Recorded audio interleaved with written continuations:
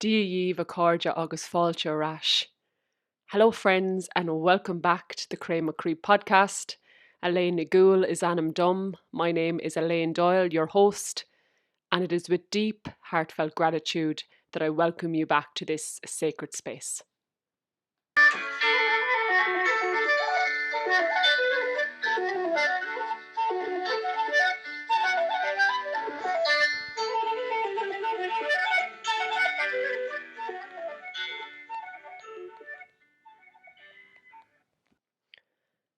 How are you getting on, everyone? Lads and ladies. Yeah, I hope you're keeping well. Once again, I say this always, but I'm saying it again on this very magical, intense time on planet Earth. So I'm sending you so much love from my heart and from the sacred land here. This sacred emerald Isle of Era, sending you love from the sacred fire as well. Tommy and Akalish on Tina.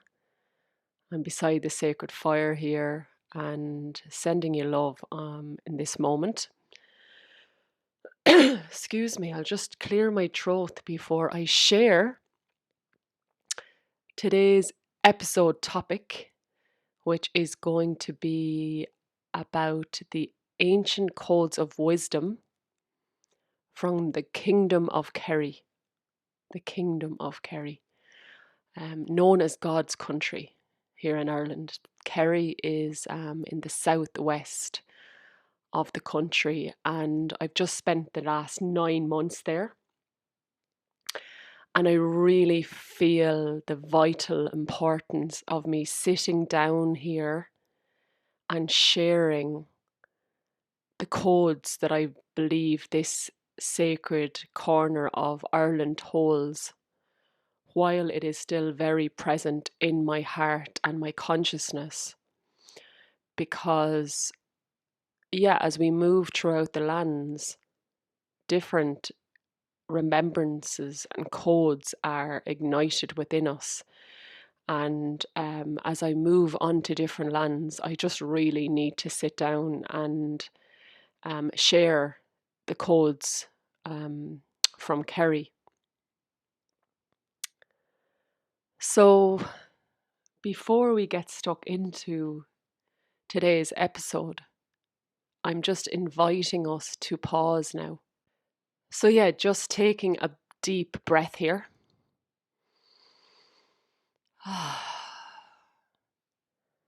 And an invitation to bring your awareness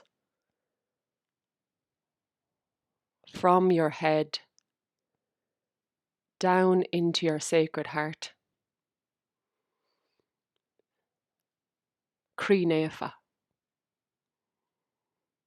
sacred heart, beating at one with the earth beneath us. Cray agus crí, talún agus crí, earth and heart.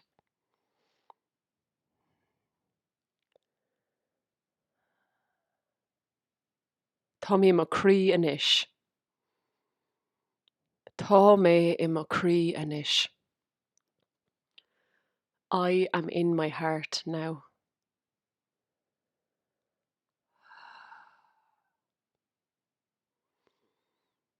And I could stay in this quiet place of the heart for the next hour, but there's words to be shared, lads, words to be shared. So yes, let's get stuck in. And even though words will be shared, we endeavour or we try our best to stay within the heart space. And life becomes a lot easier, lads, when we live from the heart. And we receive from the heart and we give from the heart. The heart. So may this be a spiritual practice for us all here, to just be in this sacred space that has been forgotten for so long. So on Cree, agus an talún. It's interesting because I said there cray agus cree, or talún agus cree, which is earth and heart, and how intrinsically linked the heart within us is with the heart of the land. And that is what today's episode really is about. How the sacred land can activate our heart chakra, our natural divine origin and blueprint. Excited. And I'm specifically going to be talking about the sacred land in County Kerry. So that is today's topic. Let's see what comes true. I really want to be a vessel for the land there and the ancestors, and while also weaving in my own lived experience there, because it's only through my vessel that I can share from. I can only share my experiences of the land there, which is important to say because every person on the path will receive the land in their own unique way, and they'll receive different medicine, different codes, and different they'll be guided by different ancestors and spirit guides. So just it's important to note I'm seeing it through my eyes and my soul. And this episode feels like it's a bit different than my most recent ones. It feels different. And I'm going to start off by talking about the path of the priestess. And I'm sure I've weaved this into episodes. It's probably a whole podcast in itself is walking the path of the priestess. What is a priestess, lads? What is a priestess? So for those of you who don't know, I am an ordained priestess of the land of Éire of Ireland. I was ordained last year at Loughcrew at the spring equinox by my teacher and guide, Deirdre Wadding. Why did I say Hanning? I must know Deirdre Hanning. Anyway, Deirdre Wadding, a high priestess from Loch Garmon, County Wexford. However, and that was a magical, not however, and before I did the course, so the training was a year. I was walking the path of the priestess for many years before that. So I'm an ordained priestess of the land of Ireland. And people ask me all the time, what is a priestess? This is a really simplified version. So if a priest is a channel or a vessel for the man in the sky, then I am a vessel for the goddess and the mother in the earth, Mother Earth. Because there is a male aspect of God and a feminine aspect of God, and the priestess is bringing through more of the divine feminine aspects of God. I'm just going to drink some tea here. I drove from Kerry yesterday back to my ancestral lands and I was fucking wrecked. I'm a woman of a certain age now, lads. That trip tires me out. So sorry for the croakiness, but I know I need to be here sharing this while it's really present in my heart. So I've got some nettle tea and the sacred fire, and this is as good as it gets on a Sunday afternoon for me. Love it. Okay, so a priestess is the vessel for the goddess, but it's also a vessel for the male aspect of God because it's one, they're in union together. Anyways, that's to simplify it. So, being a priestess, or it's a role I play, I suppose, but it's a feeling. It's an embodied feeling.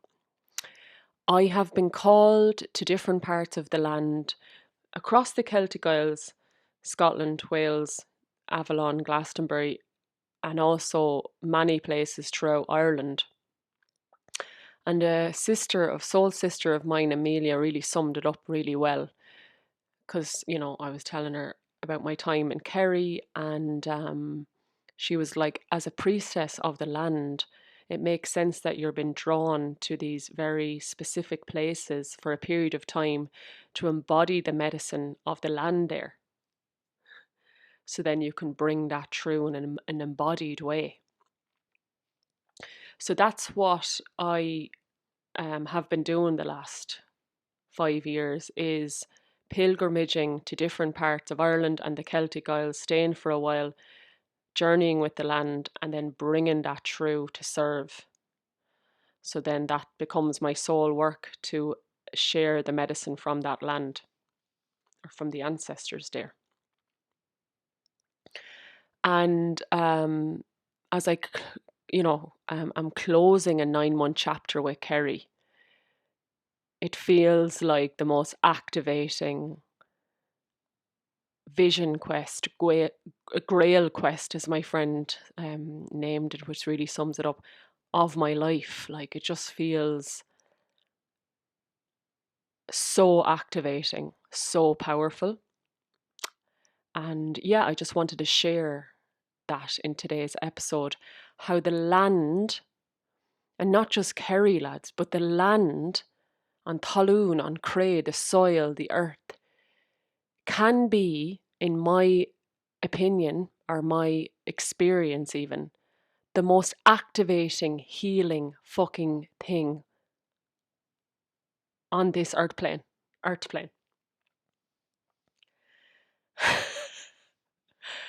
It is just absolutely incredible to witness within me how different landscapes have absolutely spiraled me into an absolute metamorphosis of my entire being, human being. And it's really very simple.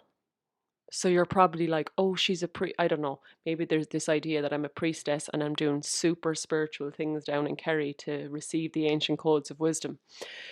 And it's actually way simpler than you could ever imagine. It's really, for me, what I've done is, or what I do on the land, is I simply walk the land in my heart space. And I say, may I receive the wisdom that I need to receive from this land, and may the land receive my healing and blessings and love. Agus sin é, and that's it. And then the messages come through, the ancient codes of wisdom get soaked into your being, and one day you might notice a difference, but like months, weeks down the end, weeks in what's the word? Yeah, months down the path, you're like, oh no, it absolutely transformed me. And I think this is the importance of actually sometimes having to leave a land to realize how much it's transformed you as well. I moved out of my house in Kerry on Friday, and I was in a deep portal of like sadness and realization of how much it had absolutely transformed me. So sometimes the importance of knowing when our time is up, or that we have to move house or move place, because then it also helps us to integrate the medicine. It's like, if we stay past our like if the use by date is gone, we forget. No, that's not the word. How do I describe it? If we stay longer than our welcome, we can move into a place of, this isn't in alignment anymore, and we forget the medicine of the place. So I kind of left while it was still very, very, very activating for me and magical for me, which is a powerful threshold, if that makes sense. Knowing when to leave, knowing when our time is up, and I knew it was. Anyways, so before I get into the specific medicine of Kerry, just to say, over the past 5 years, I lived in When I left the day job, I moved to Bundoran, which is on the Donegal-Sligo border. And that was a couple of months. And that's really where I met Danu and the Tuatha De Danann, and really came into my priestess self and the ancient wisdom of this land. And then I moved back to my ancestral home and really healed my relationship with the earth through growing vegetables and herbs and plants. And then I moved to Wicklow for 9 months. 9 months seems to be like the really powerful initiations in specific places of lands. So I was in Wicklow, and lots of medicine there. I won't get into each actual place now because we'd be here all day, but then I had some really powerful pilgrimages to Scotland. Absolutely changed my life. Glastonbury, Wales, Wexford, really met the Magdalene there. And then I moved to Kerry. So it's a very important path, a part of the path, I feel, as people who are being vessels for the land, or like people who are interested in shamanic healing or druidry or priestess, receiving medicine from sacred sites in different parts of the land is very important, I feel, and it has been for me. And yeah, obviously I would have really felt that as part of my priestess training with Deirdre Wadding. You know, she's very in integrity and in deep embodiment with the land and the importance of pilgrimaging from our heart space. And I suppose like I was doing this for years, but I didn't really know what was happening. I was like, my Instagram used to be called Wandering Irish Colleen, and I was very passionate about sharing how magical traveling Ireland was and the different places. And already I was getting deeply activated by the ancient codes of wisdom and the medicine of the land, but I wasn't completely conscious of it. But now I am. And it's funny because like there's all these modalities, right? All the different modalities, spiritual modalities out there, like the plant medicines and all, and Reiki and all of that. And I love them. You know, I'm drinking nettle tea, which is a plant medicine, and I'm a Reiki practitioner. However, like if you want some energy healing, just go out into nature and be fully present and in your heart. Like that, literally, the earth energies change our vibration and frequency if we're present and we allow ourselves to receive them. So lots of people love nature, but like just take it a step further where you're like, okay, this is actually a spiritual practice.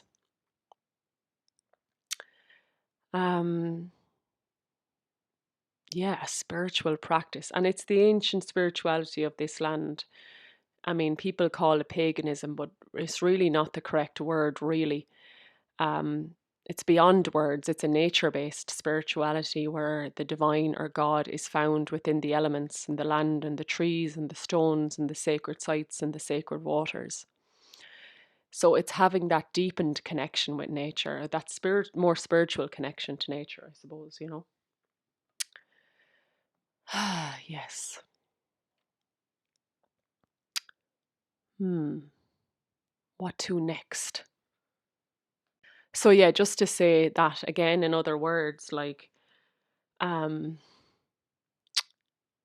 me, I suppose the thing I'm most passionate about is tending to our inner landscape and building up a spiritual, deepened connection with the outer landscape.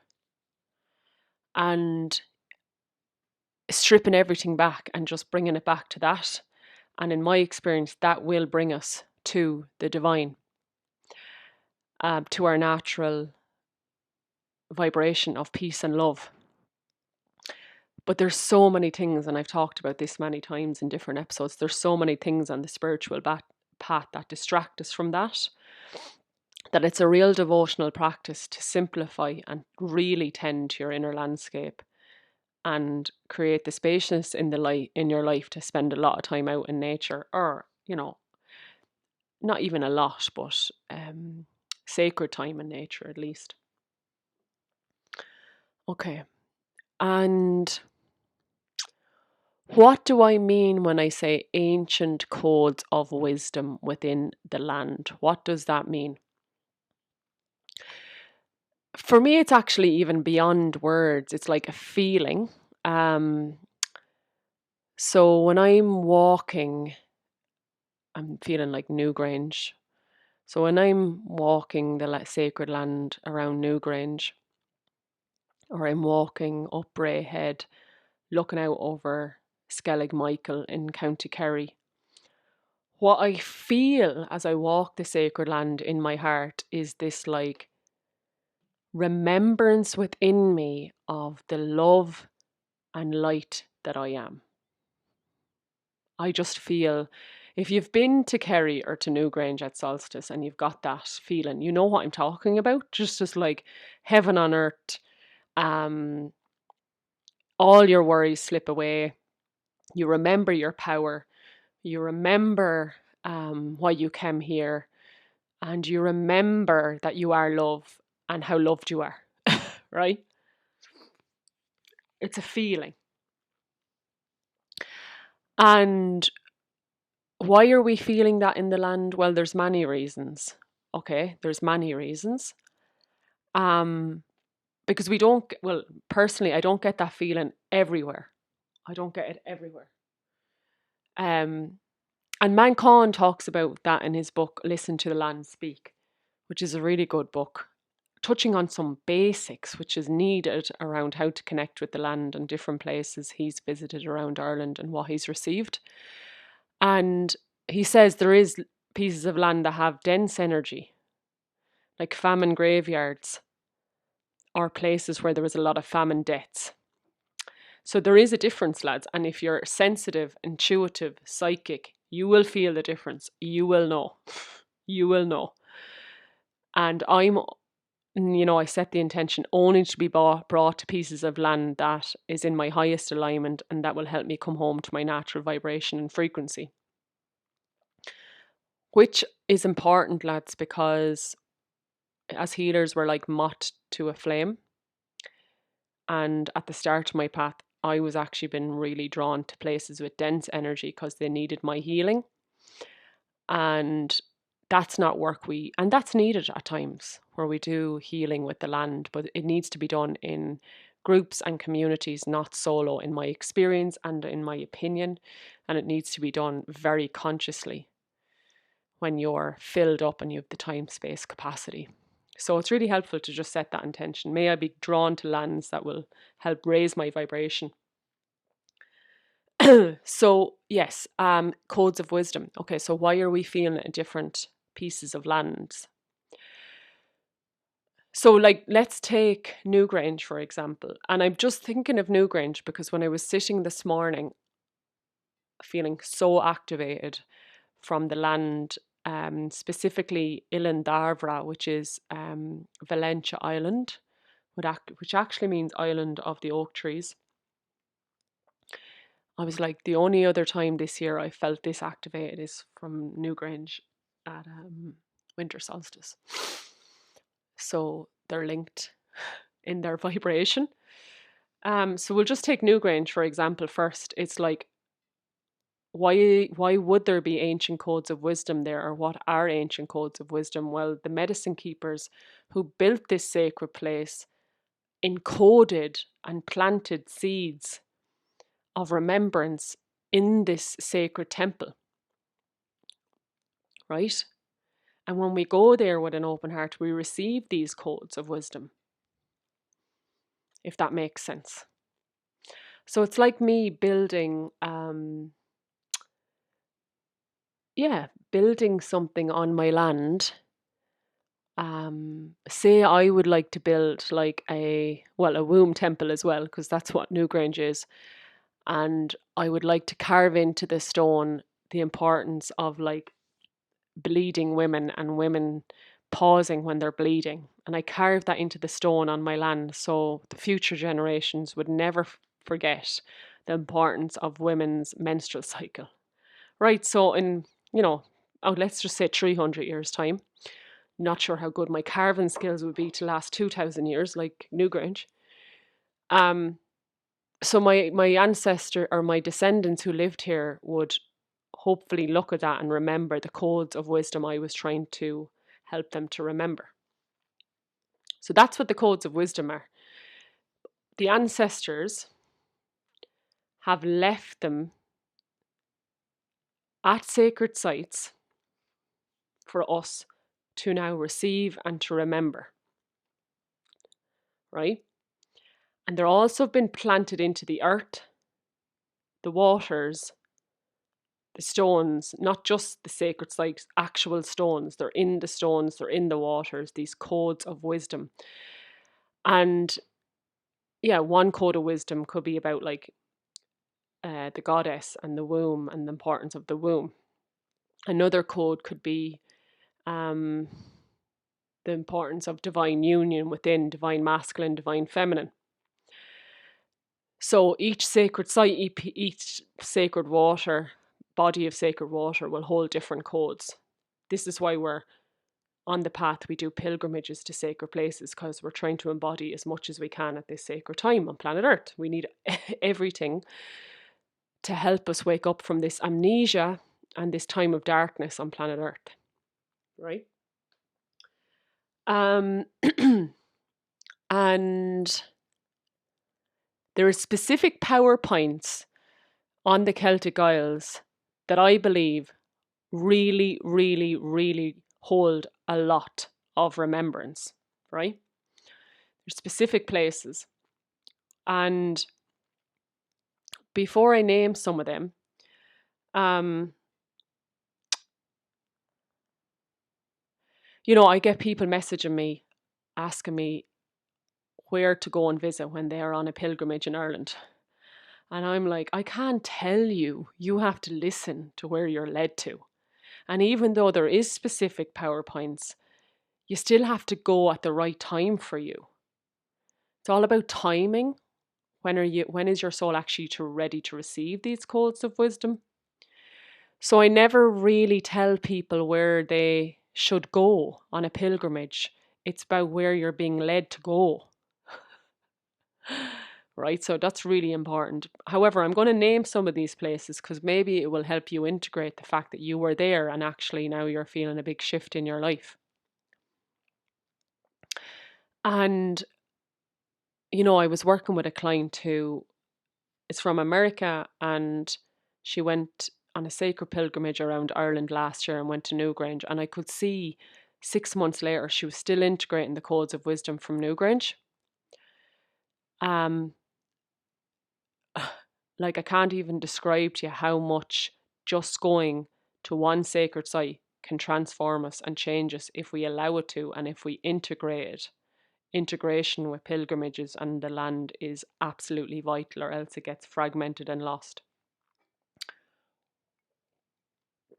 So for me, I suppose it's not, there is PowerPoints. So PowerPoint is Skellig Michael in Verschania. Both of these places are in southwest Kerry. Newgrange, Ladies Island, County Wexford, Ben Bulben, the Hill of Tara, Orkney Islands, Glen Lyon, Rosalind Chapel, Glastonbury, Avalon, and Wales. There is specific codes anchored into these places. And there's many other places like Carrowkeel, Carramore, places in the north, Ishnock. There's loads of places that are PowerPoints, but they for me are what's activated me. And also they are definitely places where they're PowerPoints. There's been a lot of remembrance anchored into the land. And there's like obviously sacred sites at these places. I presume I mentioned Newgrange there. There's so many sacred sites going around my mind now. And yes. Okay, let me just make sure this is still recording. Um, okay, I'm just going to take a breath there. And just a reflection there as well is that in my experience, you're much better off like working with one piece of land or one sacred site at a time. I see people doing sacred site tours and it's like 10 sacred sites in 10 days, and it can be a lot for the nervous system to integrate. So that's why like I lived in Kerry for 9 months and just focused on a couple of areas down there, and people are like, oh, have you been here, there and everywhere? I was like, no, that would be way too much for me when I'm working with the codes in the land. So just keeping it simple. You don't need to go to everywhere in Ireland right now or the Celtic Isles. Go when you're really guided, and go when you feel the last piece of land has been integrated. Um, I have a post on Triple Spiral Healing about do's and don'ts for pilgrimages and the importance of integration and slowness. So you can have a read of that if you're interested in more of um, guidance for pilgrimages. Um, yeah, and again, it's not about, oh my God, Elaine's had this amazing magical time in Kerry, I have to go to Kerry. No, it's about going where you're led and where you're guided, because that's where the magic lies. Um, and obviously I do believe Skellig Michael and Iberskania and the land there has a PowerPoint and has specific codes of wisdom. So for me, people going there is important too, but going when it's coming from the right place. Like I actually feel guided to go there and I have the energy, time, resources to do that, rather than being like, oh, this will change me. It's kind of going with like no expectations. It's just simply listening to the call. That's the best way I could put it. Okay, so that really opens up my journey with Kerry, my direct experience, and it's hard to know where to start. It's like a love affair that started many moons ago, many moons ago. Um, and I wrote a post on Facebook about it. I find Facebook is a little bit easier when you want to go on rants. There isn't like 400 word limit or whatever. Um, yes. So, anyways, I was just saying how when I was living in Australia in 2014, I came back to Ireland on holidays for 2 months. And my dad had insured me on my car for the year just for me to drive it for 2 months while I was home, because that's how, insurance companies here. And I was like, I must make the most of this and do some traveling in the car. Um, so I did my first ever solo trip in my little Toyota Yaris, and I did the Ring of Kerry, and I went into West Cork and ended up in Kinsale. Now, before I left for Australia, I would have been in love with like Kinsale and West Cork, so there was seeds planted. But that trip, lads, set the stage for the next 10 years of my life, because the land of Kerry ignited something within me, and I'll never forget it. I was sitting in a little B&B in Portmagee, looking out over Valentia Island. So this is southwest Kerry that I'm talking about, by the way. It was raining outside, and I was eating some lemon sole fish for my breakfast. And this just wave of pure ecstasy came over me. And that's 11 years ago, and I can still see that vision in front of me. And even though I was deeply in the matrix at the time and I wasn't on the spiritual path per se, just something came alive within me. And as I reflect back now, I feel like what was happening was the love and the remembrance of the sacred land of Era was being ignited within me. So it was an awakening in itself to the land, to God, because yeah, Mother Earth is the feminine aspect of God,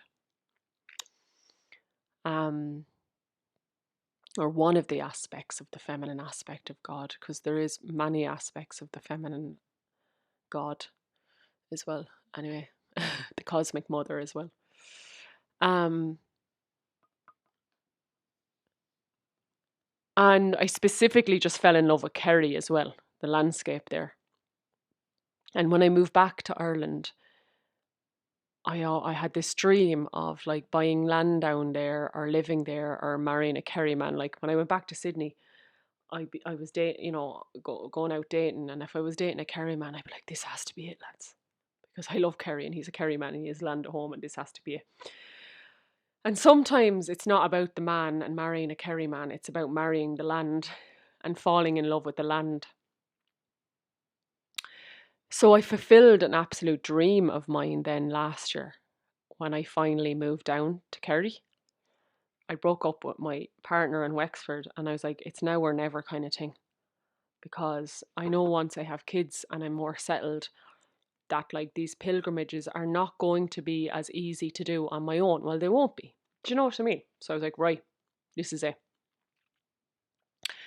And yeah, so over the last 5 years, I have ended up on Valentia Island and Ballacoshin, as the locals call it, but it's to me it's Bialacoshin, which is Oisin's Way, which is a pass where Oisin was have said to have gone to Tirnonoke. So I've ended up there loads of times over the last few years, randomly, and knew there was a time I needed to spend more time there to embody the medicine of the land. So I did that. And lads, it is so important to follow our dreams. I'm sorry for that kind of cliche, maybe corny phrase, but it really does lead us to so much peace. And when we have that longing for something, it's important to follow that longing, to see what we're going to be met with. What is on the other side of that kind of dream or vision? And for me, it's meeting more aspects of ourself, our true self, and also coming into deeper connection and contact with the divine. Excuse me. So yeah, I went down, and there's so many things I can share here. What needs to come true exactly? Let me see. Yeah, so I don't know if I shared this in other podcast episodes, the little story when I arrived, but um, as a Taurus, like home, family, community is very important to me. Moving that far south, westerly, was it was actually a big deal, like, especially when you're in the midst of a spiritual awakening and need support. Um,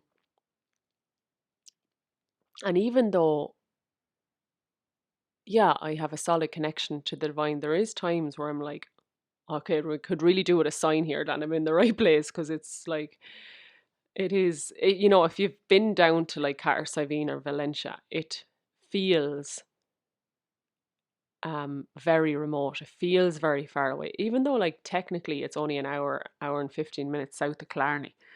Just it's in another dimension, I suppose. It's like, and even the locals who aren't on the path would say that. They say after Kells Bay there's just a different energy. It is to me like Tiernan Oak. So there's one of the codes of wisdom. Anyways, I will get to that. But so I go down and I set up camp, set up my bell tent while I'm looking for somewhere to live. Maybe I did share this in another episode, but anyway, here we go again. And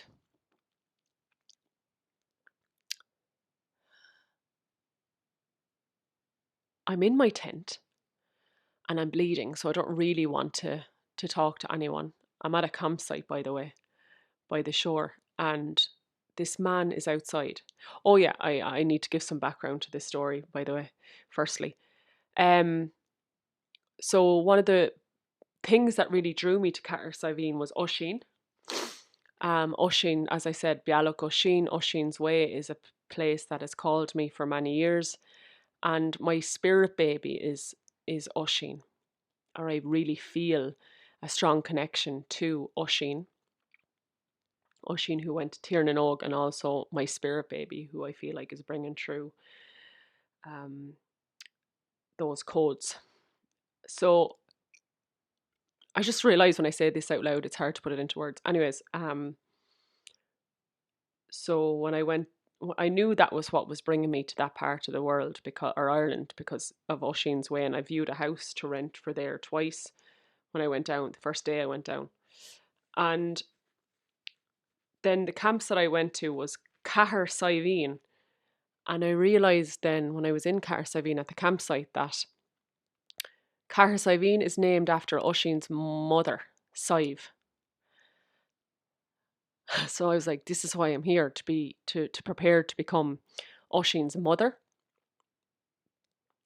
to remother myself and to prepare for motherhood. So I was like, that's why I'm here. Grant, yep, no others. Didn't obviously have anyone to talk to about that because I'm on my own down there. I don't know anybody.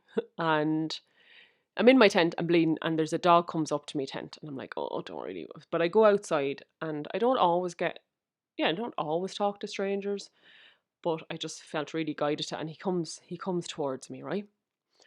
And he says to his dog, come on, let's call him Bob, the dog. Come on, Bob, let's go talk to Finn McCool's wife.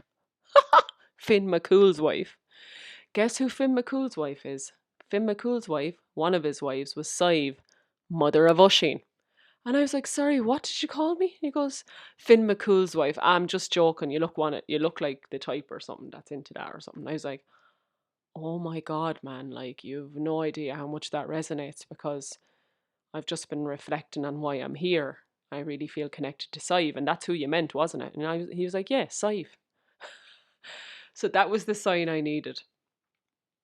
And that night at the campsite, he sang me a song, and he said, this is for Sive, pointed at me and sang me a song, The Boys of Barna Shroida, which was the name of the road that I was moving into at the end of the week, and he also didn't know that. And this was just like a normal man from Clarny, not spiritual or anything, but obviously was a sign from God that I was exactly where I needed to be. um, and I think that same week, lads, I'd went into the local fish shop and there was wild salmon for sale. And obviously Oisin's father, Finn McCool, was the person who ate the salmon of knowledge and attained a lot of the wisdom from the salmon of knowledge. So I was really feeling like I was in Tiernan then, I was like, Jesus, this is mad. And there was lots of different incidences like that, synchronicities that I knew, right, it's not going to be easy, but you're here and you're meant to be here. And I found somewhere to live very easily, and I found somewhere to run retreats really easily, and everyone was just super supportive. And I know that's always a sign. So they're some of the codes that Kerry holds, right? So firstly, I suppose the importance of me recording a podcast about this is that everybody knows about Newgrange or the Hill of Tara. But to me, Southwest Kerry, the Evra Peninsula it's called, and specifically like Ballinaskellig's Bay, which is in Verscania, Skellig Michael. I know Skellig Michael is quite known, but still, Skellig Michael, Cahersiveen, Oisin's Pass, these places are a lot less known. And yeah, it's important for me to be a vessel for the wisdom of these places. Right, so here I am being an advocate for the land. And of course, Kerry, the Ring of Kerry, is probably the most popular tourist attractions in Ireland. From now until the end of the summer, you'll have busloads of Americans driving around the Ring of Kerry. But I'm talking about a deeper connection. And a lot of that is forgotten down there. And it's not completely forgotten. You have the likes of Paddy Bush, a poet, um, who wrote a whole book on the Evora Peninsula called Amergin Step that talks about how the land has spoken to him there and the medicine there. It's a less spiritual insight, but it's still really powerful. And there is people down there that know the sacredness of it, but it's a lot less um, than it could be, you know? Um, yeah. And even I suppose like Tara is associated with Nafina and Finn McCool and the medicine keepers. But Kerry is the home of Nafina. A lot of the hunting and gatherings for Nafina. So if you don't know who Nafina are, they were a Celtic, well, you don't even need to say Celtic, Irish set of warriors, Nafina, right? And Oisin was a part of them, and Finn McCool. Um, so there's a if you're feeling that connection or that dimension of Nafina, Oisin, that can be really felt in Kerry, right? And actually, for me, Nafina, it's like, yeah, what I really felt actually, I mean, I thought my connection to Oisin and Nafina would be more actually like my connection to Sive. Um, yeah, so let me get into that in a second. But there is many stories around Kerry of Nafina, and there's certain lakes near Killarney um, and Waterville that they would have fished for salmon and trout in. Many, yeah. What's Eddie Lenihan? He's from Kerry, actually. He would tell some of these stories. So there is a lot there, and I just felt that. I really felt that energy there. Um, and it just feels magical to be connecting in with that dimension, that Irish dimension down there. Again, it's kind of hard to put it into words. You just feel it as you walk around. You can feel Nafine, you can feel that energy. Um, yeah, yeah. So to come back into sorry, there's many threads going through me now. Um, what I also felt down there then, if Sive, Cahir Siveen is named after Sive, you also have the medicine of the deer mother.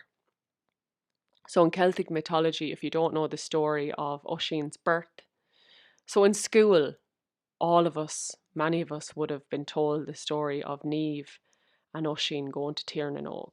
Tirnanog. Um, Tirnanog was this place where people didn't get old, and this place of eternal youth where it was, there was an abundant amount of food and gold and peace and love and harmony, right? Which is actually, what is that a code for? That is a code for heaven on earth, that abundance, peace and love is within us. So I'm going to get back to Sive in a minute, but I need to go on this thread actually. And for me, Oisin was said to have met Neve around the lakes of Killarney and then travelled to Tirnanog through Bealach Oisin and then went to Tirnanog from Glen Bay. So it's around that area, southwest Kerry, that the Vale to Tirnanog is said to be. And I can 100% vouch that I could sense that. Like, I can only speak for myself, but I definitely feel that to be true because you feel it down there. And once you go past Glen Blay, it's just like a different dimension. Like, just do the drive down, or not do the drive down, but if you are traveling down there, you'll feel it if you come into your heart. It's just different. And many people down there work part-time and are very relaxed. There is this air of like a time away from time. There's no traffic lights, there's no queues most of the year round, maybe a little bit when there's tourists, but there isn't any traffic lights. I never would be queuing in the local health food shop or the shops or the chemist or whatever, wherever you're going into, right? I buy mouth tape in the chemist, by the way. I don't be in there getting other shy. I wear mouth tape at night, which is really good for regulating the nervous system. But anyways, that's a whole other thing. I'll just pour some nettle tea. So yeah, to me, and my friend Elise was actually, we were kind of talking about this, is like um these mythology stories about Tír na Og. She mentioned what it was in Wales, but I can't remember. Um, and even we think of Avalon. Um, I can't think of any other mythology that isn't Irish now that has these other world places. Uh, let me think of one. Tír na Og. What's another one? Well, heaven on earth. Um, yeah. So these stories of mythology have there's hidden messages, that actually Tír na Og is available within us. And there is a saying in Irish. I think I read it in John O'Donoghue's Anam Cara that like Tír na Og is close to us. It's behind the house or something, and basically it's saying that it's within us or it's very close. Um, so perhaps there's just a veil in Southwest Kerry where you can really tap into that Tír na Og within yourself. The veil is extremely thin there. Yeah, maybe that makes more sense. Okay, so and I was out Friday night. Like this is my ideal Friday night. I got some Welt tuna from the fish shop. My last time going in there, well, for you know, on a weekly basis. That was one of my biggest joys of living in Kerry, was having local wild fish. Anyways, so I have my cook it up on the camping stove, looking over Skellig Michael. Like the weather, the codes, the weather in the last few weeks in Ireland has been fucking go hall in our fod amazing.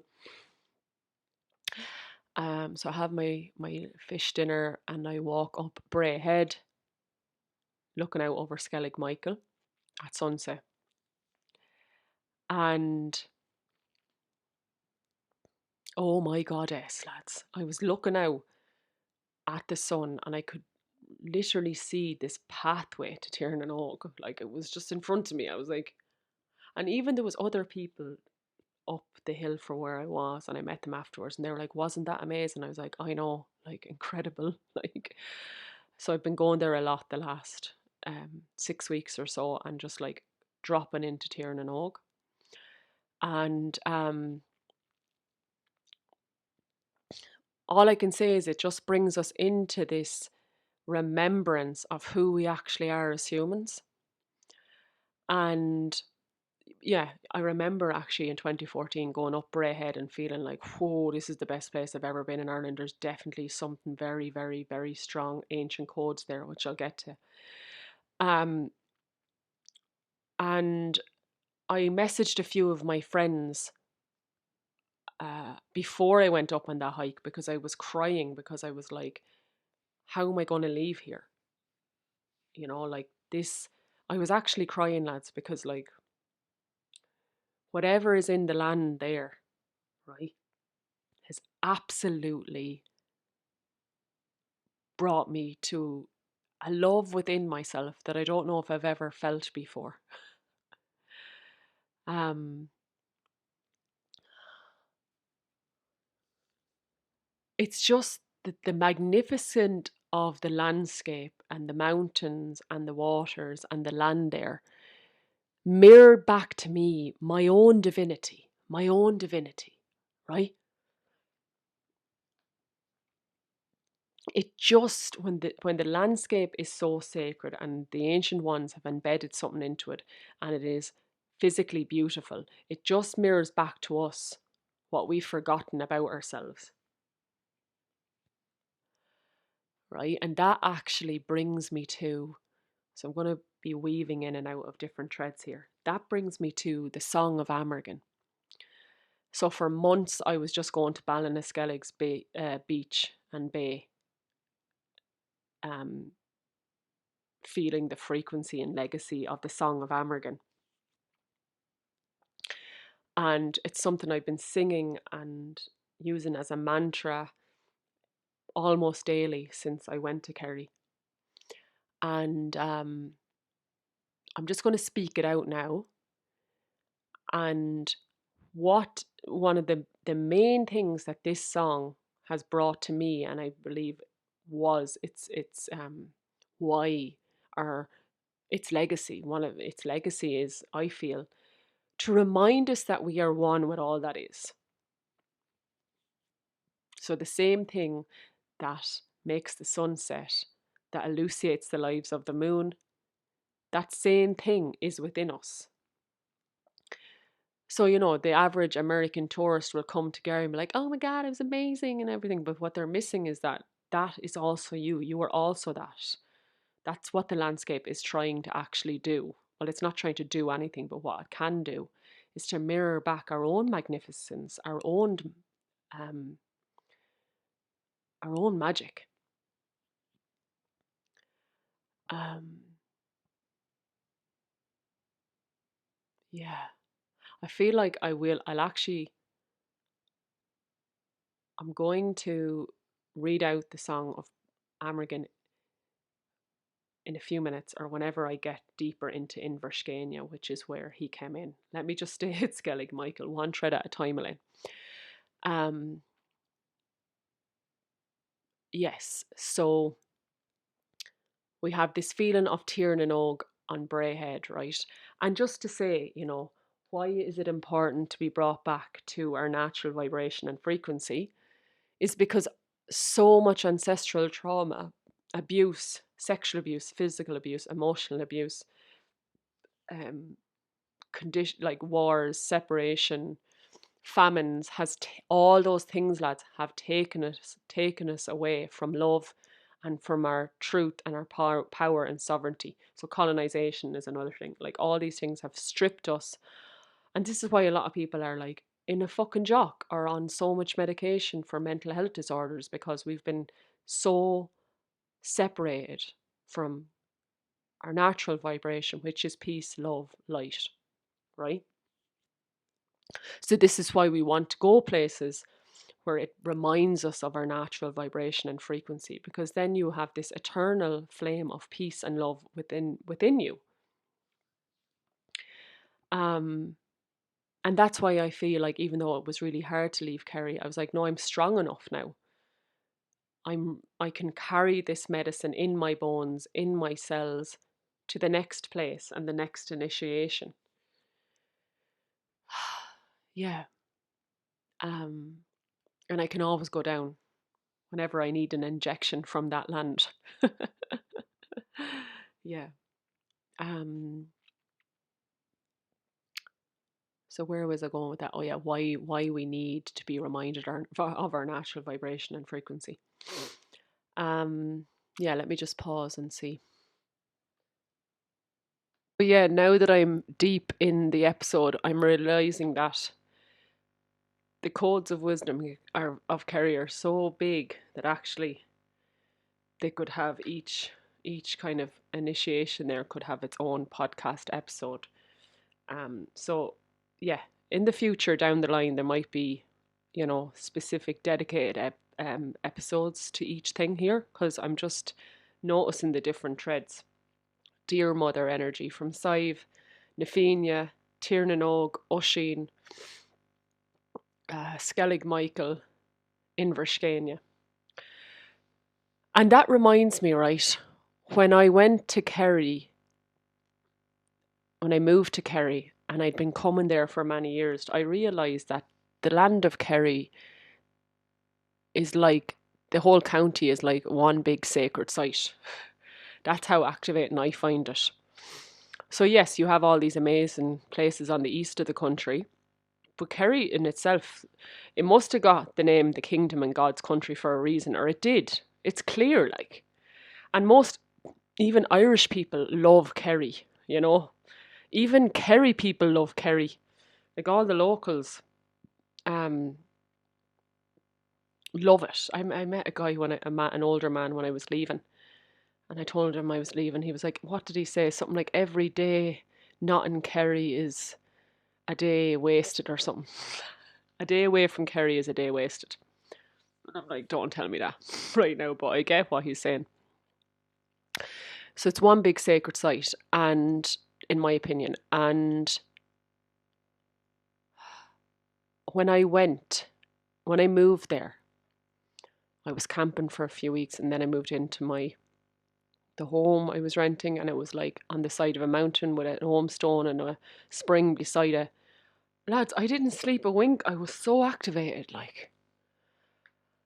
Oh, I remember the first night I was in an Airbnb the night before I put up my bell tent, and I just woke up and I looked out over the waters near Renard, which is where the ferry goes out to Valencia, and just the mountains. I was like, oh my God, this is so activating for me. Um, and for weeks and months and months and months, I just felt this activation. And I think that's why I've had to leave, because it's very activating and it's a lot. Maybe this is why a lot of people only go to Kerry for a season, because it's so activating. You need to go to other lands that are less activating to integrate it. And that's the messages I was getting. You need to go off and integrate this now. Yeah, so sometimes we're knowing that this is a place that I'm going to be for a season, not a lifetime. And I hate that matrixy concept anyway of like, is this your forever home or your forever place or your forever person or your forever work, when things are always evolving and changing. And there's definitely this mindset of like you have to go there, and if it works out you'll be there forever, when sometimes a month or a week or 9 months is exactly the time you're meant to be there, you know. I can see that because a friend of mine is down there and she bought a house and she's been there a few years, and like she shared with me, you know, she really feels like she can't be there anymore, but it's like, oh well, I'll be a failure then because I bought the house in the middle of nowhere and it didn't work out. And like, it did work out. It's done. It's complete. The chapter is closed. Like, get on to the next chapter, you know. Anyways, I'm going off on one there. Yes. So before I go into more of the codes, I was just another thing on pilgrimages and moving around. I really feel like our ancient ancestors, well, I think we know that from different lands been used, that our ancient ancestors moved around a lot. And I really feel that. Mefenia, like they hunted and were out in the land for the summer, and then they'd hibernate for the winter in different kings' castles and stuff.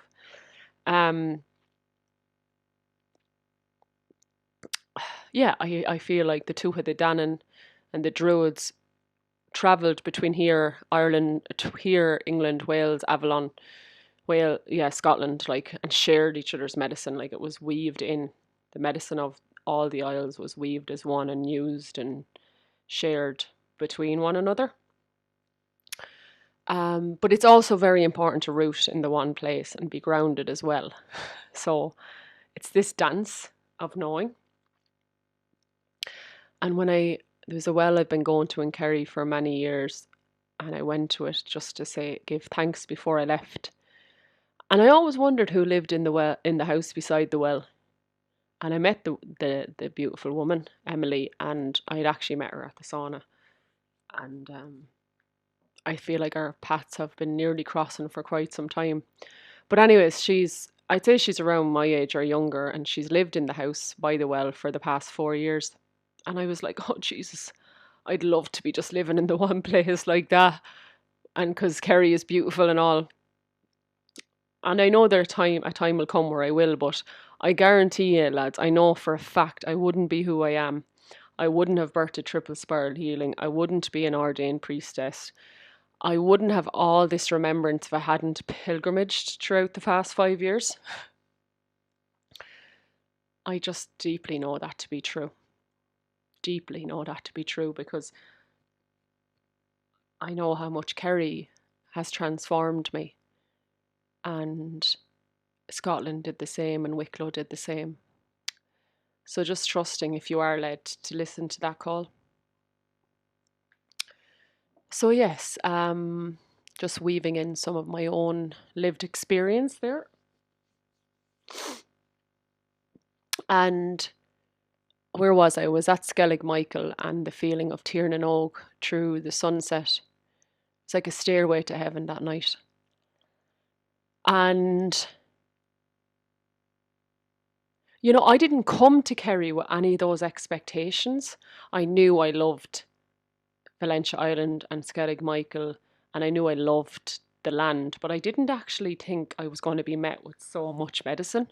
I think it just blew me away. I really had no expectations, really. Just I knew I was going where I needed to go. And I think that's really important, you know, in life, releasing expectations. Um,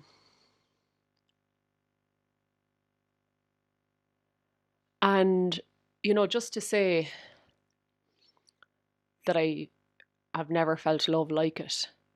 You know, growing up in a world where our parents or the world weren't fully living from their heart space is traumatic in itself. And growing up in Ireland, love wasn't verbally said. And there was a lot of different ancestral traumas that played out in our childhoods here.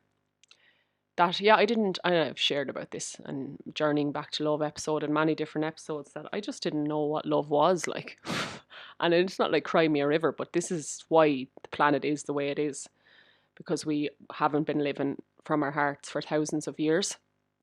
If everyone lived in their heart, we wouldn't have wars. We just wouldn't. Children wouldn't be abused. So for the past 5 years or so, I've been really coming home to the vibration and consciousness of love and the medicine of the land. And Kerry, because it's so remote and there isn't actually many people living there, there isn't big organizations, companies. There's very few big companies down that remote, that the land is very untouched. So so for me, you know, so for me, nature, all of nature, every blade of grass, every drop of water, every piece of land, every leaf on the tree, every bird is actually vibrating at the natural vibration and frequency that we're also created at, which is love and light. And this is why at the start of whoever has read Eckhart Tolle's book, A New Earth, he talks about the rose and the plants and a baby lamb, and how the animals and the plants in nature can actually bring us home to our truth within, that formless conscious awareness. This also reminds me of Amergen's song, which I am going to read out. Right, so um, all nature vibrates at that, and because there is such a vast amount of different elemental magnificence in the likes of West Cork, the west of Ireland, especially West Kerry, you're going to feel a lot more of that vibration, that natural frequency, like the mountains. Like the mountains, I think, hold so much powerful consciousness, and the waters there and the land there. So that's why I think the land mirrored back such a high vibration, and I was in a space where I'd done enough healing to receive it. That's why I've like not felt love like it before, and I feel like transformed by it, if that makes sense. And I also, I found it within myself, that love within myself through the land and the medicine of the land there. It's just amazing. Like it's phenomenal, you know. Um, yeah. So there was a thread coming in there. Let me just have a think. So yes, the thread is the song of Amergen, and um, again, wasn't expecting this, but when I was in my bell tent in July for the first few weeks, I could just really feel Skellig Michael and Amergen. Like I was just going to sleep and I was just like Amergen, Amergen, Amergen, and Skellig Michael, Skellig Michael, Skellig Michael. And it was like, wasn't expecting that, but that's really came true. And they're the places and ancestors I've been probably working with the most. So Amergen came in at Inverscania, and then you've got Skellig Michael off the coast of Portmagee, Valentia Island, close to St. Finian's Bay. Yeah. Okay. So, um, I mean, a lot of us on the path will have heard of Amergin, the Song of Amergin. And Amergin was a bard and poet of the Milesians. And the Milesians were the first wave of Gaels and Celts that came to Ireland thousands of years ago, maybe 3,000 years ago, I think. Time isn't time when you're down there, though, so you're like, I don't know when this was, but I know it was here. So they came in at a place called Ballinaskellig's Bay in Verschania, which is very close to Skellig Michael, actually. Right? And I think I learnt this as part of my training, and I also had tuned into it, but it's very different learning about a mythology story and actually like being on the land and feeling it day on day for months. Very different. And yeah, I won't share the whole story of the Milesians and Amergin, but basically to overcome the magical storms conjured up by the then guardians of the land, the Tuatha De Danann, Amergin, who was a poet and bard, invoked the spirit of the land itself, right? And that calmed the waters, so they were able to land. And when he landed at Inverskania, he recited words that is now known as the Song of Amergin, and it is a poem actually. And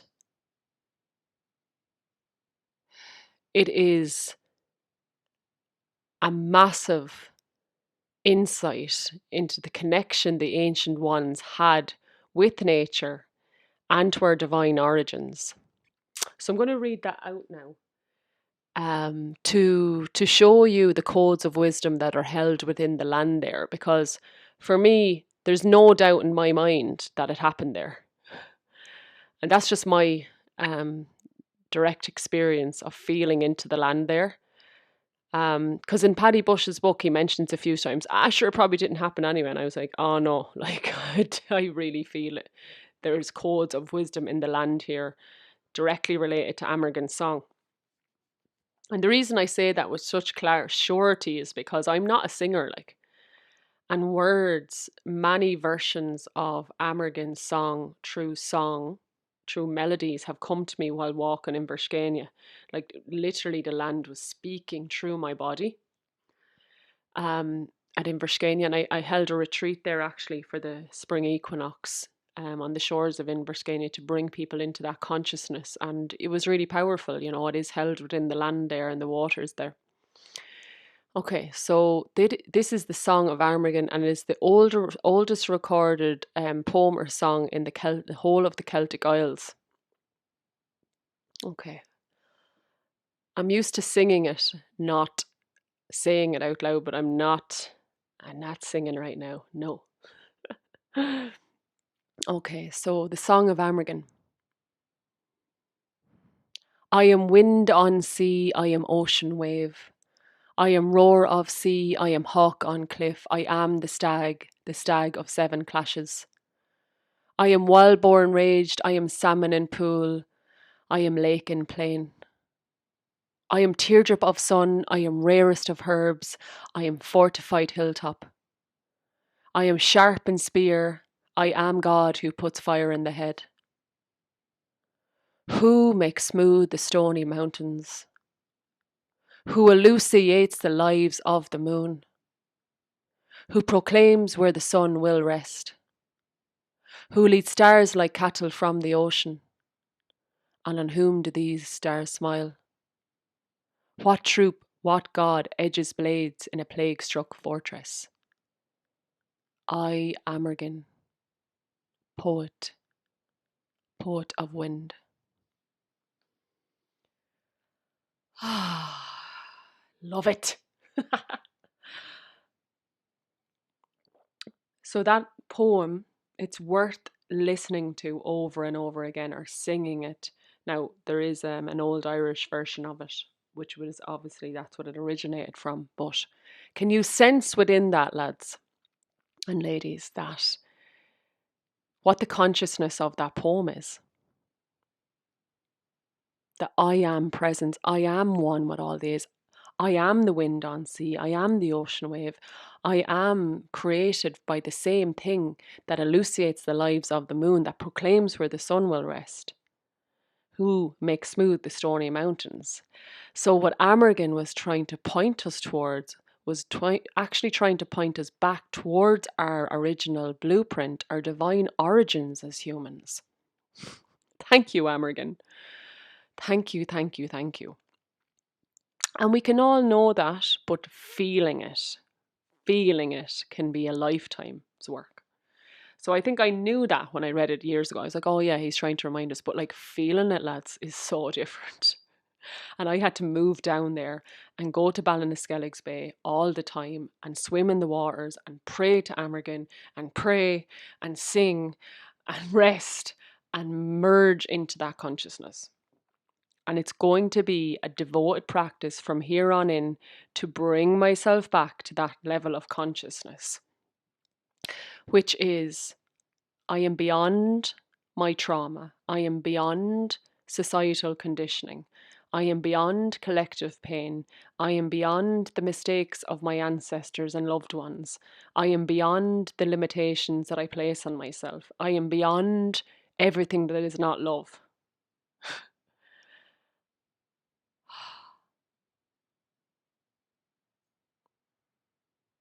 I am pure awareness, pure love.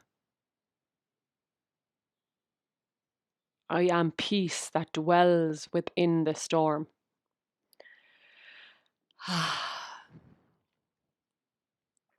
I simply am I am enough. I am always connected. There's nothing that I need to do to be loved by God or by the goddess, by creator. I am already it. And it's not actually searching for this. We've come from this. We've come from love. We've come from light and peace and heaven. So it's returning. So to me, Amergin's legacy is arrows or signposts, home, home, home, home. Um, yeah. Amergin's legacy at Inverskenia, County Kerry. Again, I could devote an hour or two to that consciousness alone, but we'll pause it there for now, and it might be brought back to in a later episode. You can obviously, I'm sure, feel my passion around it. I feel like I'll write a book one day just on Amergin. Let's see. Okay, so we've got Amergin's legacy at Inverskenia. And just to say as well on that, like Amergin, his poem is bringing through a lot of lineages in that poem, because the Milesians came from northern Spain and they were said to be of Egyptian and Greek blood. And possibly I read one reference where they had come from the East, the Middle East, right? I really feel the Indian connection through Amergin's song. And there is actually, I read in Paddy Bush's book, he says there is actually a strong similarity between Amergin's song and some Indian scripture that I should know the name of, but I don't. There's a lot of links between Celtic and Indian and mythology and consciousness. There's a lot of links between the Irish language and Sanskrit, and obviously Amergin brought that language to these isles. So there's many lineages. I feel through Amergin's legacy, I feel Egypt, I feel India. So there's many lineages there, right? Okay, so to come back then to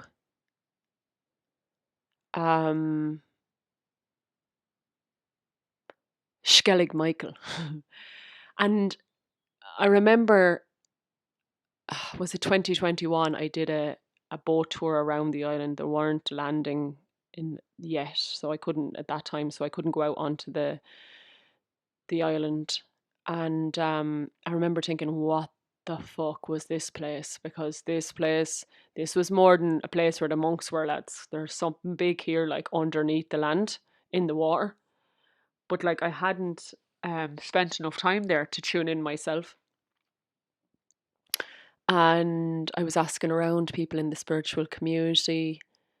Um, and I remember one person saying it was like where the Druids and the Druidesses were taken to when the Catholic Church came and like took over. So it was like the last dimension. It was funny because I remember when someone told me that I ended up staying in a B&B called the Last Dimension. I was like, yes, because Skellig Michael was the last dimension of where the ancient nature-based spirituality was practiced from. But who knows? All I can say is what I feel from there. Um, and I went out. So my friend Emer, who is another priestess from Wexford, Quintro is her second name. Sorry, Emer, if I'm saying it wrong, but she led a pilgrimage out to Skellig Michael last year, and I went on it. But I vomited so much on the boat out that I couldn't actually step away from the first aid hut. I didn't get up to the land at all. So I knew that actually my work with the land was from the mainland for now. And I might go out this summer or it'll be next summer. But working from it, working with it from afar was actually enough for me right now. And this is where we have to trust when we're led to somewhere. And I wasn't meant to go on that tour, but someone cancelled and there was a free space. She was like, oh, come on, let's go. But actually, it wasn't really. I mean, I would trust I was meant to be there. There was definitely sacred work done that day. But just, yeah, really trust in these things. Anyways, so for me, it's definitely a PowerPoint. So for people who know a lot about ley lines, the Michael Apollo ley line starts there and goes through goes all the way through Jerusalem. So it's a very important place in the world of ley lines. It starts from Skellig Michael, goes through France. Um, so for me, Archangel Michael, Mother Mary, I really feel their energy out there, and there is a lot of codes of the divine masculine. So for me, like we've the Skellig, we've the Apollo Michael ley line going from there, and one of the guardians I feel is Archangel Michael. There is divine masculine codes there, and so one of the reasons that I've been in Kerry or was in Kerry was to come into more of my divine masculine within. Which I have done. And it was interesting because I was mainly working with Skellig Michael and Amergin, who are male medicine keepers. And yeah, after many years of being in a dark night of the soul and pulling back from holding space, since I moved to Kerry, like I was holding day retreats, I ran meditation classes. I mean, that's more external work, offline work than I've done in a long time. And it's for people who run retreats, like the work that went into finding the space, creating the space, being able to hold that sort of space takes years of preparation. So, in many ways, yeah, Kerry has really brought me into deeper union with the divine masculine and inner union of my divine masculine and feminine energies. Um, so for me, when I was in the waters around Skellig Michael, because I was swimming around there, it was like, may this. So, firstly, it was healing the distorted relationship I had with the masculine, and it was also bringing me the codes of um, coming into healthier relationship with the masculine, the divine masculine. Um, yeah, I suppose Kerry was really helping me with my relationship with the male aspect of God. The male aspect of God. You've got Oisin, Nathenia, Amergin, Skellig Michael, all the male aspects of God, Manon MacLear, which is really important for because I think for many years, many of us were just focused on the goddess and the divine feminine, but there's her beloved, her beloved. Um, and I also feel, it's just my own downloads when I was there, that Atlantis, which was a place where it's a lost land of Atlantis. I'm sure you've heard of it on the path. But it's a place where heaven on earth resided, where there was no war or separation consciousness. It was a golden age of love and light and abundance, kind of like Tír na Og, really. But it was actually, it wasn't said it was somewhere else. It was said it was on this earth plane. It was here. So a lot of throughout my journey, it's been about going back to the ancient codes of Atlantis, because that's where the original blueprint and our natural vibration and frequency was held. Atlantis. And for many years, I felt like Ireland has Atlantis energy. And I know other people have felt this. Not necessarily that this land was Atlantis. I mean, I suppose there's a possibility there. Um, but for me, it was more so about like what I felt when I looked out at Skellig Michael was the medicine keepers, the priests and the priestesses from Atlantis came to Skellig Michael and anchored the codes of Atlantis into the land there. Into the land there.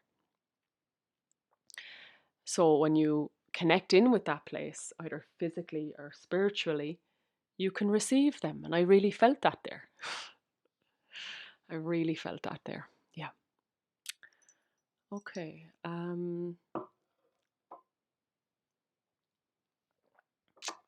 What else? Atlantis. There was something else coming in there. Let me just pause for a sec. So another thread there as well, actually, that's what was coming in, was the Rose lineage, which I also believe is embedded into Kerry. So when I say embedded, the ancient ones like sang these ancient codes into the land. They prayed them into the land, and they infused the water and the stones with these by simply holding ceremony at these places. Like if you hold ceremony day in, day out at a sacred place, the land remembers it. The same way it remembers the famine, it remembers sacred ceremony. So they would have had ceremony a lot out at Skellig Michael and in Verschania. So that's held within the land there. That's what I'm talking about when I say ancient codes of wisdom. And I really believe that members of the Christed family, Yeshua, Mary Magdalene, Anna the grandmother of Jesus, Joseph of Arimathea, there was part of their crew that came to Ireland and planted the Rose lineage, and the Rose lineage being the medicine of the heart. So I really feel the Christ consciousness codes in Kerry as well. Around Skellig Michael, I suppose, yeah. Skellig Michael, and I suppose Archangel Michael being connected with Yeshua and Mary Magdalene and Mother Mary. Yeah. So it's something that can be felt there. And it's funny because a couple of years ago, a friend of mine sent me a Magdalene deck by Cheryl Yambach Rose, I feel is her name, and she has a map of Joseph of Arimathea's trade route, and Joseph of Arimathea was the man who brought Yeshua to the Celtic Isles for his initiations as a teenager, and he brought Mary Magdalene over here and a lot of the Christed family. And his trade route included not only Glastonbury and Wales, but Ireland, and specifically Wicklow, Wexford, and Kerry. Which is interesting because I went from Wicklow to Wexford and then Kerry. So I've literally been, I feel like following the dragon lines or the Magdalene lines, the Rose lines. And it can be felt in the land there. So we've got the Rose lineage. So there's lots of codes here. I hope this isn't overwhelming. And as I say all these things out, I'm like, no wonder I needed to step away and have a break. There was another thread coming in there. There's the Rose lineage. Oh, yes, yes, yes. So have you ever heard of the Emerald Order or the Emerald Ray? Um, for me, the Emerald Ray is like a lineage that um, was and were advocating for how the emerald ray in nature, so the emerald, the green in nature, activates the heart chakra. Now, I don't actually know what the emerald ray or order is, that's just what I feel it is. So, that emerald ray or order, yeah, like the vibration of green in nature is the same color as the heart chakra, this emerald color. And that is very strong down in Kerry. There's a lot of really, really vibrant green because of the weather down there that activates the heart chakra. And that's really strong down there, the emerald ray. The emerald ray. And this is the Emerald Isle. And I believe Ireland is a part of the heart chakra of the world. And that's why we're called the Emerald Isle, because emerald is, again, the colour of the heart chakra. So there's a real heart vibration here and are there. When I first moved down, I could just feel this so massively. And my parents were down in Cork by chance on holidays just around when I moved there. And we went to Derrynan Beach, and we also went to a beach near Castle Cove. Oh my God, like there's a beach, and then when you're looking out, you can see this very round hill, green hill in front of you, and it's vibrating that green. Oh, so you've got the crystalline waters, and then all this green mountainy landscape around it. And I remember, like, there's a picture of my dad on the beach, and his eyes are just so lit up, and I was like, it's the Emerald Ray. It's the Emerald Isle heart activation. I can see it within him down here. I could feel it within myself, but I think I said it out loud to my parents, and I think they got it, you know. So there's the Emerald Ray heart activation is massive down there, and I feel absolutely transformed by it. Hence why I was crying last week with the thoughts of leaving, but now knowing I'm bringing it with me, it's rooted within me, it's embodied, it's there. So I'm just going to come back to Skellig Michael for a few moments. And this specific segment that I'm about to speak has been recorded a few days after the rest of the episode. So sorry if it's like a bit randomly placed. But what I do now is I record an episode and then I give it a few days to see if anything else came true. So I just wanted to clearly describe Skellig Michael in terms of how I see it. Because there could be people who are listening who don't know much about it. So Skellig Michael is a tiny little island, a rock really. It looks more like a rock than an island, off the coast of southwest Kerry, from Portmagee. And it's still a place of pilgrimage. Obviously, every summer that you can get a boat tour out, a landing tour. So now it is seen as a place where the monks settled. So it's seen as like a Christian Catholic place of pilgrimage, right? But obviously, with anyone with the eyes to see what is hidden in plain sight is clear, which is it is a place of deep, deep nature-based spirituality. So beyond the veil of like Christian or Catholic monks, there is a lot of druidic goddess energy held there. Now, just to say, this is probably an important, very important point, and I maybe have mentioned it in other episodes, but there was a period after Yeshua, Jesus, walked this earth plane, where Christianity actually was pure, and it wasn't filtered through the lens of the Catholic Church. So Christianity and the Catholic Church are actually two separate things as well. And there's a lot of pure forms of Christianity there that isn't dogmatic, that is true, and in places like southern France, and Celtic Christianity, which I've mentioned. So that's important to say. There was monks, men, that were actually holding the pure threads of Christianity, Christ consciousness, right? And I believe the monks out in Skellig Michael were definitely holding the pure Christed light energy.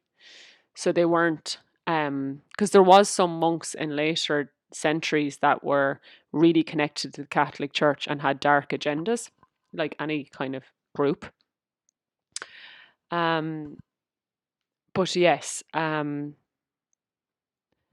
it's definitely a place of mysticism and druidic. There's a priestess, bardic, druidic current under the stones, under the land, right? You can feel it. And even when we look at the beehive huts, so they built what are known as beehive huts, and the bee is the messenger of the goddess, very sacred in Celtic mythology as well. So the beehive huts really is a nod to the goddess, and it's a nod to the fact that the monks were actually continuing on the druidic lineage, and the druidic lineage is obviously the nature-based spirituality, and nature is the goddess. So I really just wanted to just describe Skellig Michael, and if you just Google images of Skellig Michael and have a look at the landscape, you will feel the sacredness even through the images. Now, another piece that I want to speak a few days after again is, and maybe I've already kind of said this, but I really need to solidify it, is I said it to a friend around the equinox, and I listened back to the voice note I sent him, and I was like, oh my God, it's so powerful. Realization for me, I mean, which is sometimes my seeking for my beloved, as in the person I will marry and I will have kids with, what I was actually seeking or needing was to heal my relationship with the male aspect of God. Right? It reminds me of that thing in Ireland where, like, is the man looking for a mammy or a girlfriend? And sometimes he's seeking a mammy because he needs to heal his relationship with his own divine feminine and mother himself. So it's that kind of energy, which is like, was I needing a man, or did I need to heal my own relationship with the male aspect of God and the male aspect, the masculine, divine masculine within me? Does that make sense? Yeah. And Kerry helped me do that. And I think I mentioned it already in this episode. I worked a lot with the male guardians, Yeshua, Lou, and specifically in Kerry. Well, it was Yeshua who guided me to Kerry. Lou has been my guide for a long time. And then it was Amergin, Oshin, and then Skellig Michael, Archangel Michael. So now I feel like, because I've come into deeper union with my own divine masculine, divine feminine in union, I've brought a lot of healing to the male aspect of God. Now I feel like I'm a beacon and a magnet to finding my beloved in the external without trying hard, but just meeting that love within myself now. And it's just like, I can just feel it being a magnet to this man. And I just really know it's coming very soon. So Kerry literally gave me that. Isn't it massive? Literally brought me home to the fucking truth of who I am, which is a divine mirror of the God and the goddess within me. Just met all of the longing that I've had. I was met and held and shown my true origins. So I will forever be in gratitude to Kerry, the land there. And it's about going somewhere where you absolutely love. What landscape do you love? Because that will help you to embody the love inside you. Um, yeah, I feel absolutely transformed. And now, having left Kerry last week and I'm back on the east, I feel even more transformed, because it's sometimes we have to leave somewhere to actually integrate it. I even feel more at peace, more in love, knowing when the portal has closed somewhere. Yeah, Shine on that. And the final thread that's present within me now is the Dear Mother activation. And I mentioned this earlier. So Sive, who gave birth to Oisin, and the town of Carsiveen is named after her. She was half woman, half deer, right? And when I was there, I realized that, yeah, like actually had been unconsciously working with her and then consciously started to work with her around what it means to be Dear Mother. And Dear Mother is a consciousness and a lineage that is held within many countries throughout the world. And for me, what came true was like, as a woman who wants to, consciously conceive and consciously birth, working with the consciousness of Dear Mother through Sive is really helping me to remother myself so I can be the most conscious, fierce, wild mother that my future kids need me to be. um, so that's another code of wisdom that was coming through from the land there and the ancient ones, of like being there's so many situations where consciously parenting actually goes against the norm. I was talking to my therapist about this. It's like, if you've read Dr. Gaber Mate's book, The Myth of Normal, he talks about a lot of like common parenting practices are actually not normal and not okay for the kids, like letting them, like spoon feeding them, putting them into a cot after they're a few days or a few weeks old. Co-sleeping is how it consciously is meant to be, I feel, anyways. And he talks about that. Letting them cry, pushing them into independence way too early. So like, Dear Mother actually shows us how to be a conscious mother.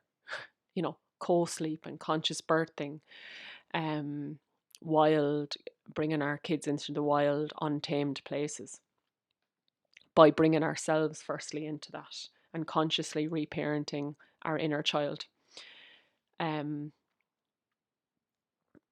Yeah, so that was another big initiation. Like, it was an intense 9 months. There was a lot of new consciousness coming in, and stuff that I was already conscious of, but I had to really embody. So there was a lot of time and solitude. I just didn't have the spaciousness to actually make many connections there, because I was in this deep inner, what do they call it, vision quest, to embody a lot of, as much consciousness as I could, basically in 9 months. Yeah. So wow, there's a lot there. Um and I'm definitely feeling like that's enough to share now for this episode. I feel like there's more than enough there. Um it just kind of sums up how one county in Ireland has so much to offer. And, one county isn't more special than the other. It depends on where your soul has spent maybe other lifetimes or what it's needing. I received a lot in Kilkenny, which is, there's a lot of unknown places here in Kilkenny too. So, yeah, Shin A, I think, for the codes of wisdom of Kerry. We've had many there. But basically, when you look at the threads between Amergin, Skellig Michael, Oisin, Sive, it's nature, the emerald ray. Really, it's all the one consciousness, which is all just bringing it back to the original way of parenting, the original way of being, our original nature, our original blueprint frequency. And that's probably why it has the name the kingdom, because the kingdom of heaven is actually available within us, and the land shows us that.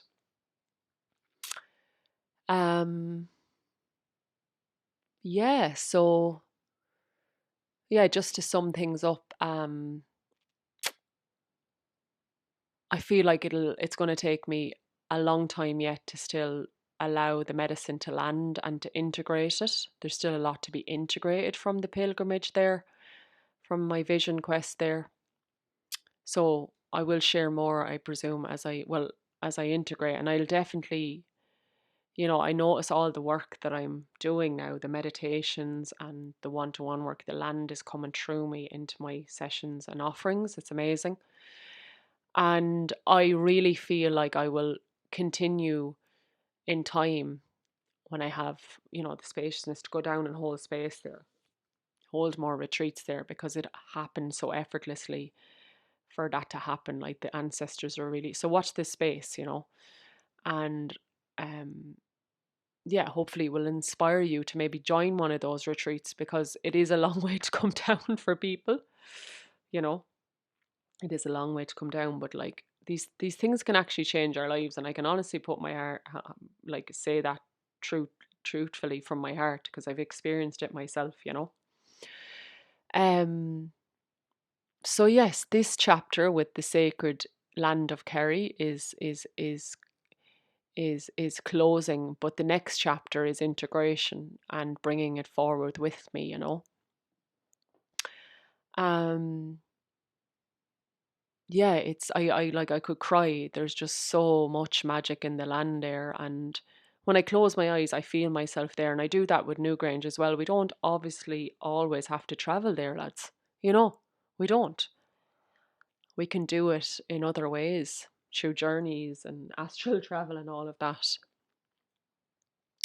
But I do know that there is a lot of PowerPoints and ancient codes of wisdom in the land here, in the whole of Ireland and all of the Celtic Isles, and across the world there is too. But I'm here. I'm a vessel for this, you know.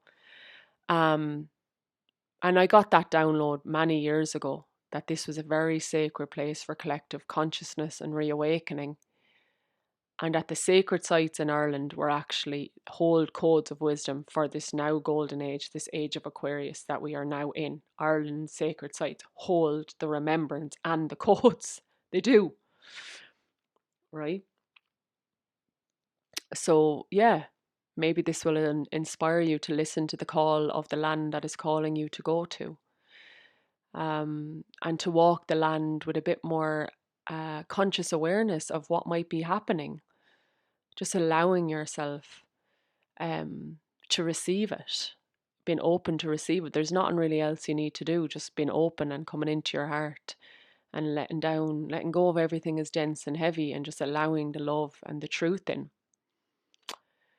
Um, and it reminds me, one day I was in Killarney and I met two New Zealand women, and they were like, we were chatting to them, and they said, anywhere we should go, anywhere you'd recommend. And I said, just walk the lands and allow the love from this land into your heart and bring that back to New Zealand. And they were like, oh, wow, yes, of course. It's just these little simple things that we've missed, that we've missed. Um, and having the courage to follow your heart. It wasn't easy at times down there. But just knowing that, like, yeah, sometimes we have to weather the storm for the rebirth. So, yeah, what else? Yeah, there'll be more. There'll be more. So, Shine, that is it for the ancient codes of the kingdom and of era, and I suppose, like, yeah, my experience of pilgrimages as a priestess.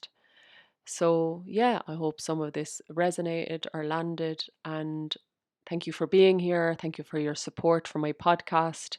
If you do enjoy these podcast episodes, I would really support what is the word? I would support any support that you can make towards the running costs of the podcast. I'll leave the donation links in the link below. yeah, just thank you for being here, sending you so much love from the sacred fire here in the sacred lands, and I will see you in the next episode. Slán go fóill, grá agus bannachtaí, Elaine.